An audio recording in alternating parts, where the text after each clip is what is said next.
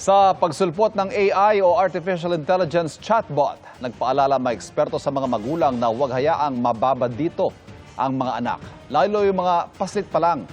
Ang AI kasi maaari raw makaapekto sa kanilang paglaki at pakikisalamuha. Nakatutok si Bon Aquino. Ako nga pala si Kumusta, Daddy? Ano ang maipagkikita Daddy. sa'yo ngayon? Out of curiosity raw nang madiscover at makausap ng 5-year-old na batang ito ang AI chatbot sa phone ng kanyang mami.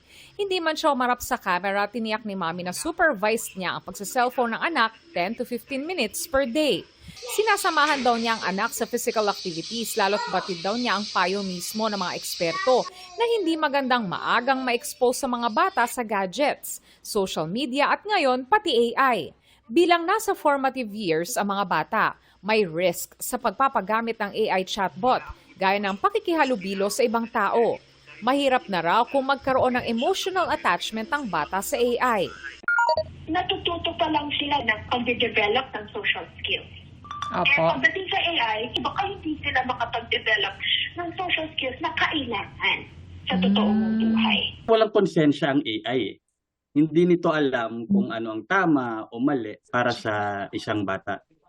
Na alam mo, kahit mukhang mabait yung sagot ng AI, hindi ibig sabihin ay tama o angkop ito para dun sa mga bata. Posible ring ma-expose sa mga bata sa mga content na hindi angkop sa kanila.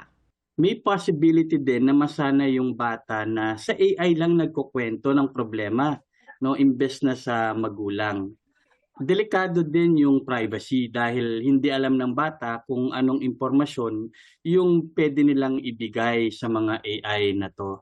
Kung di may iwasang mag-cellphone o social media ang mga bata, payo ng mga eksperto, i-activate ang mga parental control function para masala o malimitahan ang kanilang access. At sa paggabay sa mga bata, dapat daw ipaliwanag ng mga magulang na ang AI tool lang para makatulong at hindi dapat kumontrol sa ating buhay. Kung napakabata pa, walang rason para gumamit ng AI. Para sa GMA Integrated News, Von Aquino, Nakatutok, 24 Oras.